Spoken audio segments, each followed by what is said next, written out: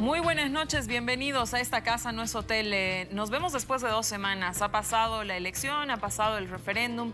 Tenemos ya los resultados, unos resultados que nos han traído muchísimas incertidumbres, pareciera que más que certezas. Muchas rutas de análisis, muchos caminos por explorar. ¿Qué quiere decir el resultado del no? ¿Qué pasó con el MAS? ¿Por qué no se ganó? ¿Por qué no se ganó este referéndum? ¿Cuáles son los factores que han llevado a la oposición, digamos, a consolidar el voto del no? Para algunos esto no necesariamente significa un triunfo para la oposición. Para el ala del oficialismo esto significa que hay un 50% de la votación que quiere la continuidad de Evo Morales más allá del efecto vinculante que evidentemente tiene el referéndum del 21 de febrero. El otro 50% pareciera que está más bien aspirando a un proceso de renovación. Estarán en la capacidad, un proceso de renovación que aparentemente, según lo que anotan las redes sociales, lo que anotan los analistas, un proceso de renovación que se necesitaría en las dos orillas del río. ¿Será que están en la disposición los actores, tanto del oficialismo como de la oposición, a dar ese paso de renovación? Es un tema de análisis que vamos a...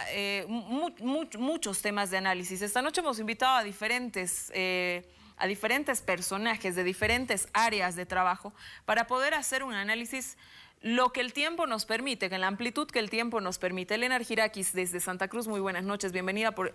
Bueno, te agradezco estar en esta casa, nuestro hotel. Te has venido hoy día en plena lluvia. Elena, de verdad, muchas gracias por estar con nosotros. Si te tocaría mañana titular el periódico, El Deber, ¿qué titularías? Las contradicciones en una campaña sucia y victorias pírricas, victorias aparentes que no habían resultado ser tan sólidas. Muchas gracias, Elena. Bienvenida a esta casa, no es hotel. Iván Arias, buenas noches. Buenas noches. Iván, analista, titúlame el periódico de mañana. Bueno, yo en esta época he estado más bien muy partidario del no. Yo tomo una posición y por lo tanto mi titular sería: el pueblo quiere el 2020, el 22 de enero, el pueblo quiere el 2020, otro presidente en Palacio, ya sea de oficialismo o de oposición. Y por lo tanto, el post-evismo ha empezado. Gracias, Iván, bienvenido. Rubén, qué bueno tenerte. Rubén estaba haciendo un reclamo de por qué no encuentro en la red el animal político. Mañana lo leeré ahí. Rubén, titúlame el periódico de mañana. Gracias, antes de nada, a Susana. Un saludo para Elena, para Iván y también para la señora Teresa Morales. Mañana, Victoria Ciudadana, en función de los resultados, obviamente. El titular será otro por las circunstancias de hoy, por lo que se está develando en este caso tan engorroso como es el caso Zapata. Victoria Ciudadana a reinventarse en el MAS, como también la oposición, ¿no? Muchísimas gracias. Teresa, muy buenas noches, bienvenida a esta casa, no es hotel. Te tocaría titular el periódico de mañana. ¿Cómo sería, Teresa? Yo diría, bueno, un saludo a todos aquí y a todas. Diría que 10 años de gestión todavía permiten que la mitad de la gente tenga un voto duro y no haya entregado su voto después de una guerra sucia. Muchas gracias, Teresa, bienvenida. Iván, voy a empezar contigo. Iván, como tú has anunciado, tú has sido partidario del no, te hemos visto en una plataforma ciudadana, te hemos visto hacer declaraciones, te hemos visto en análisis no, apoyando la opción del no claramente. Pero evidentemente también hemos visto que era un abanico de oposiciones, era un abanico muy grande de nos combatiendo, digamos, la opción del sí, combatiendo el más. ¿Te atreverías a darme 3 razones que nuclean, que pueden nuclear el voto para el no? Digamos, que puedan identificarse todas las oposiciones con las razones que me den. Y voy a apelar al analista, sin pasiones, Iván. Sí. A ver, yo ya escribí un artículo que lo estoy publicando la próxima semana. Se llama ¿Por qué triunfó el no? 10 razones doy. Y yo voy a centrarme simplemente ahora en 3. La primera, ciudadanía efectiva. Yo creo que esta victoria es una victoria de la ciudadanía, precisamente de esos múltiples nos, cientos de nos, pero unidos en un mensaje, el mensaje de respeto a la Constitución. Ha habido grupos radicales, otros más, pero este es un... Segundo, juventud rebelde. Yo creo que este referéndum yo me he topado, he sido la suerte, me he topado con mucha gente joven.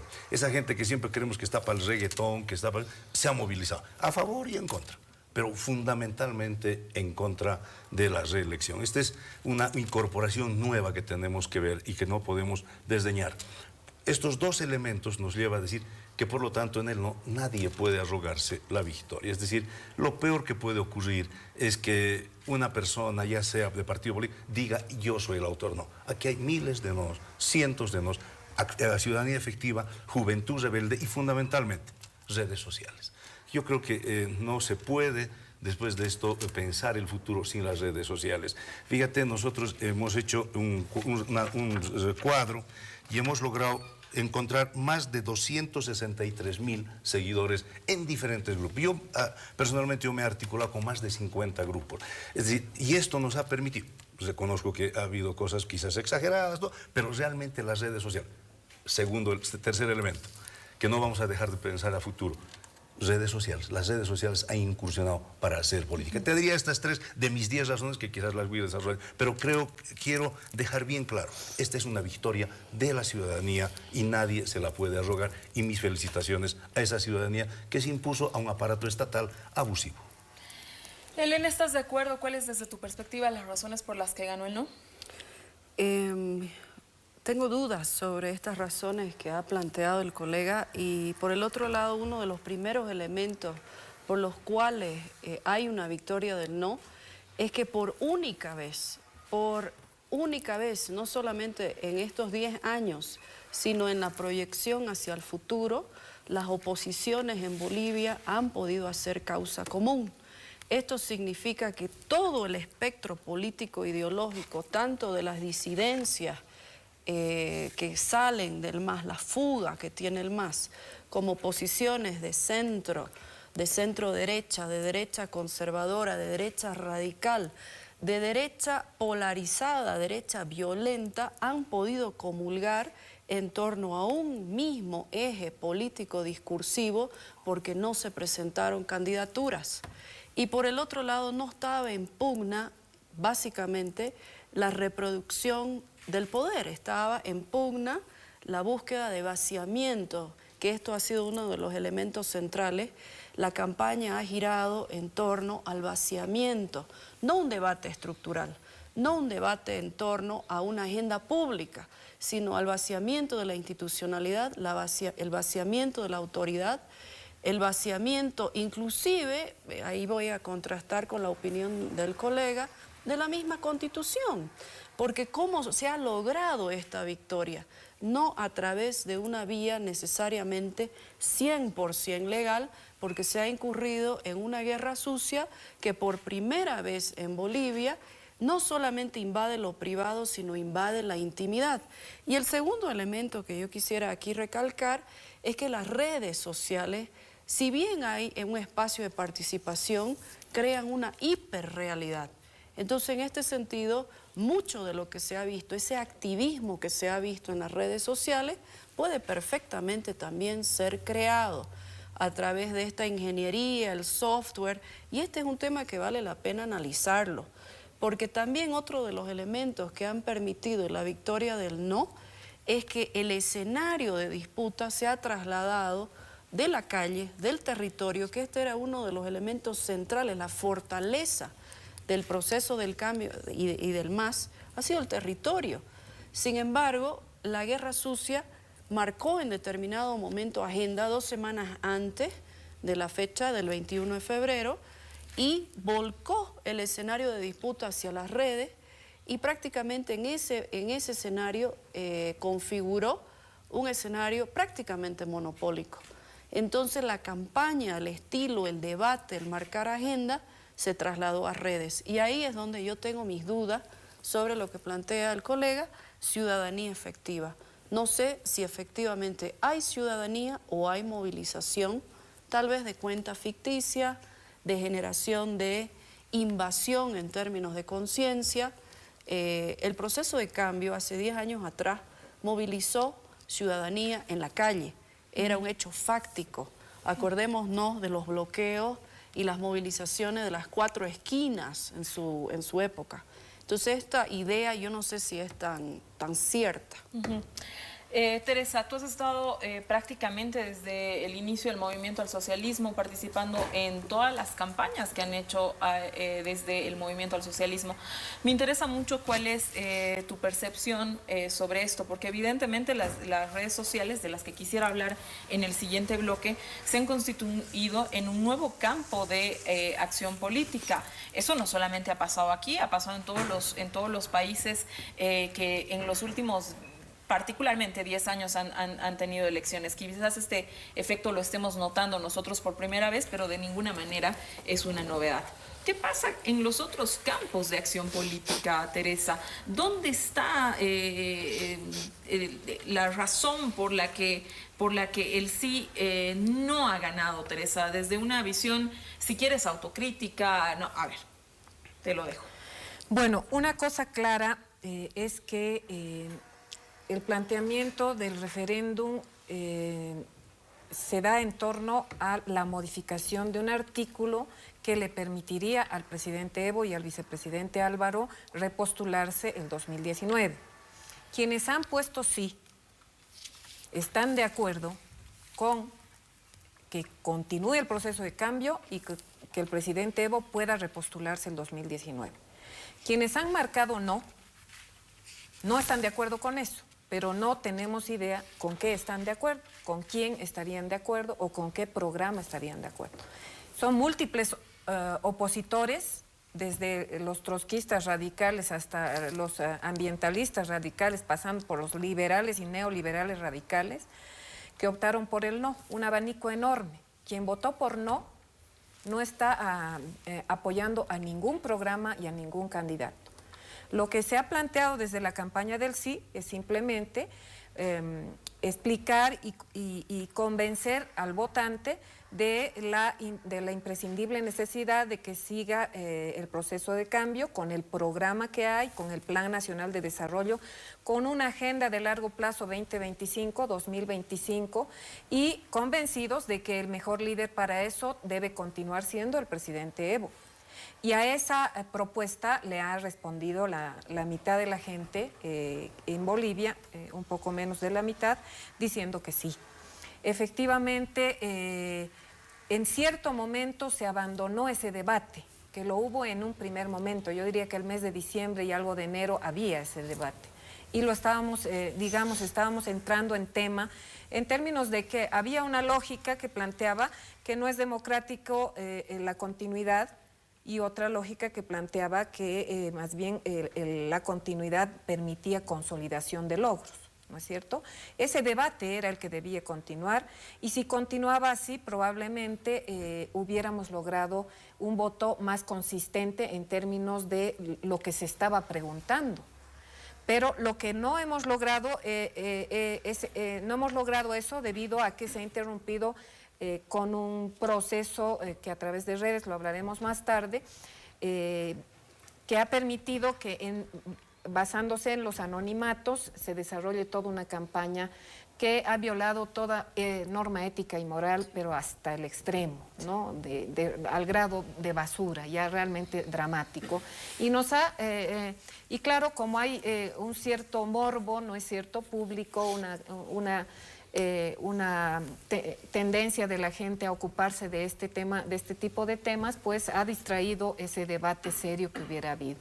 Por supuesto que efectivamente la guerra sucia ha tenido un buen peso en los resultados negativos a nuestro entender del punto de vista del sí, pero también es cierto que todos los revolucionarios y los izquierdistas nos planteamos siempre procesos de crítica y autocrítica y este tiene que ser un momento para evaluar también algunas cosas que como autocríticamente habíamos ya reconocido el presidente, el vicepresidente, el no haber cambiado el formato del Fondo Indígena, el habernos aplazado en la intención de modificación de la justicia por el voto popular, etcétera, varias cosas que estas y otras que seguramente habrá que discutir, habrá que analizarlas también, no puede solamente analizarse el tema de la guerra sucia como la razón única, aunque sí ha sido la más importante, ¿no? Y yo creo que por ahí va el hecho. Por un lado, claro que se ha votado por el sí, cuando votaron por el sí, votaron por Evo, cuando votaron por el no, no se sabe por qué programa ni por qué persona votaron. Rubén, quisiera hacerte una pregunta ya. ¿Cómo han actuado desde los medios de comunicación? ¿Cómo ves tú? Es decir, los medios de comunicación, por decirlo de alguna manera, tradicionales, televisión, periódicos, radio, ¿hubo en algún momento unas denuncias claras del oficialismo y la oposición en cuanto a la actuación militante de algunos medios? Pero ¿cómo te ha parecido que a ti, que estás todo el día en el periódico y estás todo el día informándote para producir la noticia, no quiero hablar de redes sociales, quiero hablar de los medios tradicionales de comunicación? ¿Cómo es el comportamiento? ¿Cuál es la influencia que se ha tenido? ¿Se está subvalorando la influencia que pueden tener los medios tradicionales de comunicación y sobrevalorando las redes sociales? Una pregunta quizás, ¿no? Pero me interesa cuál es tu opinión desde el quehacer cotidiano de la noticia. A ver, antes de nada creo que hay que señalar dos aspectos importantes en este referéndum. Primero, el referéndum está instituido en la Constitución Política del Estado, entonces es una plataforma democrática clara, evidente, vigente en el país, con la que no se podía decir no, en el sentido de decir que el referéndum es totalmente ilegal, injusto, lo que se quisiera normar. Está instituido. En algún momento se dijo de que era un espacio para brindarle al oficialismo a prolongar su gestión, prolongar su gobierno, prorrogar al gobierno del presidente Evo Morales. Y como segundo elemento yo rescato de que el presidente y el movimiento al socialismo se han lanzado al vacío, han arriesgado la legitimidad con que contaban, aunque no es comparable este resultado del referéndum con elecciones anteriores, ¿no? Difícilmente, aunque algunos medios de comunicación hicieron el intento de comparar, ¿no?, diciendo de que el movimiento al socialismo, el presidente ha bajado en la intención de voto, en el apoyo, en el respaldo ciudadano. Si ahorita hacemos una comparación de las encuestas respecto de la gestión o de la misma popularidad del presidente, casi no han sido tocadas, ¿no? No han sido tocados los resultados. Ahí se diferencia en el sentido. Luego, en este referéndum no ha ganado ni la oposición, no ha perdido ni el movimiento al socialismo, considerando de que hay todavía procesos pendientes. No se puede decir que ahorita tiene carta blanca Doria Medina o Revilla de ganar o de ser candidato el 2019. Incluso después de los resultados, en las mismas redes sociales se ha dicho de que también dijimos no a Doria Medina, no a Revilla, no a Pazzi y otros candidatos, ¿no? Entonces ahí, cierto, hubo una participación ciudadana interesante, quizás mareada por estas actuaciones de ciertos anonimatos en las redes sociales acerca de denuncias, ¿no?, y una serie de hechos que han copado la agenda de los medios de comunicación. Ahora entran los medios de comunicación. Nosotros hemos intentado hacer, como siempre, en cada proceso electoral, tener un espacio de debate político, de manera que tanto la oposición como el oficialismo tengan oportunidad de exponer sus ideas, ¿no? Pero hemos visto en el transcurso de la cobertura periodística una injerencia fuerte, en algunos momentos casi difícil de abstraernos, de parte de las redes sociales, ¿no? Yo pregunto aquí a los compañeros panelistas, si se fijan, ¿de dónde partieron todas estas denuncias? De las redes sociales en muchos casos y de algunos medios en algunos casos. Anótese. El corte de pelo del presidente, ¿de dónde partió? Redes. De las redes sociales, que con mucho oficio lo ha retuiteado Doria Medina. El caso de la libreta de servicio militar, ¿de quién partió? ¿De quiénes partió? Pusieron en agenda los periodistas. En estas circunstancias hay que preguntarse por qué. El caso del título del vicepresidente, ¿de dónde partió? Periodistas. El caso Zapata, ¿de dónde partió? Periodistas. De los medios de comunicación. Entonces, los medios de comunicación han tenido fuerte incidencia al influjo en muchos casos de las redes sociales en esta campaña política. La campaña yo no recuerdo que en la campaña haya habido un debate intenso o interesante contra algunos líderes de la oposición, por ejemplo. Entonces, no le han dado mucha atención, si es que se trata de equilibrio informativo, a ese aspecto, a esa acera, digamos, del debate político. Entonces, los medios de comunicación, por primera vez y con mucha fuerza, creo que han tenido mucho influjo de las redes sociales, ¿no? ¿De dónde partió la foto trucada de la casa presidencial con la inscripción del no? Las redes sociales, que con mucho oficio algunos medios de comunicación publicaron, y al otro día tuvieron que disculparse para decir que, cierto, nos equivocamos. Con mucha sensatez, cierto. La foto en la que un dirigente de los padres de familia, ex funcionario del MAS, equivocada, apareció en las redes sociales. Un medio de comunicación sacó como si fuera real. No tuvieron que disculparse, sí, dijeron que no es el de la foto. Entonces, pero ahí, Rubén, ¿cómo es el tema de lo de las fuentes, no? Porque pues las redes sociales evidentemente no están normadas, ahora mismo hay una discusión alrededor de eso, también vamos a hablar de eso un poco más adelante, etcétera. Y digamos, cualquier troll, como se llaman, ¿no? Las personas que inventan una identidad, pueden meter cualquier cosa. Pero luego están los medios de comunicación, están los periódicos, la radio, la televisión, ¿no es cierto? ¿cuál es la lógica de nuestro trabajo? Que sacar una cosa que no tiene fuente, decir, bueno, nada, me mando la publicación sin una fuente, eso no significa luego una sanción de tipo legal en los medios de comunicación claramente instituidos, con cara, con rostro, etcétera, etcétera. Sí, cierto, las redes sociales para mí son como la noche. A la noche no le puedes culpar de la inseguridad que existe en el país. A las redes sociales no puedes culparles de toda la difamación, la calumnia o la falsedad que circula. Son los actores de las redes sociales los que propagan ese tipo de información. Por supuesto, pero es justo ahí donde voy. Es decir, la herramienta de ninguna manera es el problema. ¿No? Las redes sociales... ahí precisamente los periodistas tienen que tener la capacidad de discernir entre lo que es falso, lo que es dudoso, lo que es sospechoso, entre lo que es cierto. Han transcurrido una serie de informaciones en ese sentido. Y si tomas de buenas a primeras como algún dato cierto, te equivocas. El periodista tiene que cruzar la información, tiene que dudar de esa información. No puedes, en un medio de comunicación serio, fiarte de las redes sociales, fiarte de los troles que circulan con información falsa. No puedes. El periodista duda. Si hay denuncia, Iván Arias denuncia a Elena Argirakis sobre un determinado hecho.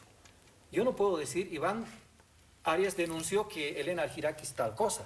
No, yo tengo que ir a comprobar como periodista si realmente Elena Argirakis incurrió en lo que denuncia Iván Arias.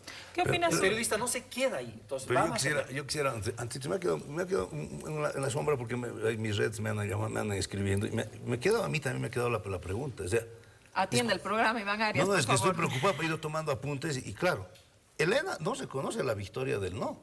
La ex ministra tampoco. Y el compañero Rubén, yo quiero preguntarles, ¿quién ha ganado este 21? Yo no dije que no soy. Yo reconocí de que ganó. Es que yo quisiera eso bien claro, porque aquí no sé qué genera un ratito, porque si no vamos a seguir con el mismo lenguaje del presidente, que no sé, que nos viene a decir que no sé qué, que de repente que todavía la lucha sigue. Porque lo que yo he escuchado durante el gobierno, durante esto, dicen, efectivamente, todavía nos queda 4 años. Y yo les he preguntado, ¿4 años para qué? ¿Para aceptar la retirada e irse? ¿Dejar que otro entre? ¿O 4 años para preparar el retorno? Es decir, cuidado, yo quisiera, señora ministra, y discúlpame que te tutee, Teresa, ¿reconoces la victoria? Te tuteo yo también y te pido que prestes atención. Lo que a mí me preguntó Susana es por qué ha perdido el sí. Y yo le que ha ganado el contestaba. no. Pero Sí, por supuesto, pues lo que me disculpa, pregunta es por qué ha perdido el sí. Yo contesto por qué ha perdido. perdido el sí. Por supuesto que sí, 2 puntos, 51 contra 48, no hay dónde perderse. 3. Y yo dudo que sea una victoria ciudadana. No estoy convencida que sea una victoria ciudadana. Bueno, ya podemos considero discutirlo, que pero es hay muy otros importante, me quería quedar bien claro porque Pero si no tienes que ponerte fantasmas en el medio, estamos no, aquí todos. es ¿no? que Hay que convenir de que ganó el no, eso es, eso es evidente. Simplemente quería- Claro, abre muchas rutas de análisis, esto es verdad. Nos vamos a un corte interesantísimo de esta casa, nuestro hotel, quédese con nosotros.